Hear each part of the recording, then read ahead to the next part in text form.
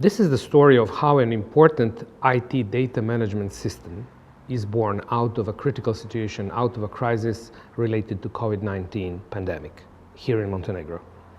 At the very beginning, we had a lot of people not being able to discern between several kinds of symptoms that they might be presenting at that moment and the COVID-related symptoms. So there were hundreds and thousands of phone calls to primary healthcare services in order to understand if they are exposed or not exposed to the risk, and people were also afraid to come, obviously, to primary healthcare premises.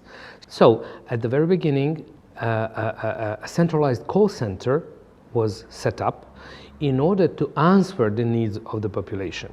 It was a call center that was able to do an automatic triaging, discerning between those who are exposed, who are really at risk of being exposed and presenting symptoms, and hundreds and thousands of others. All this could be done by epidemiologists, but we could use, in this call center, we could use volunteers, we could use also students of medicine, so we could ease the burden on epidemiologists at that moment, and we had a very scalable system. These quarantined people needed to be overseen, needed to be monitored. Instead of creating an app, which is a solution often used across Europe, we've opted for another option, much simpler.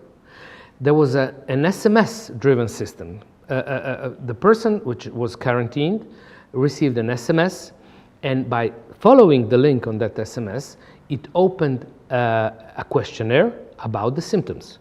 So at the end, it was a personalized questionnaire, so at the end, the local epidemiologist had red and green dots. Red needs some attention, green dots needs no attention, so their effort and their work could be focused where the need is required. We could cover 70 or 80% of quarantine population, where apps needed installations, needed memory, needed management, etc., etc. So very often in European countries, this app option was not particularly successful.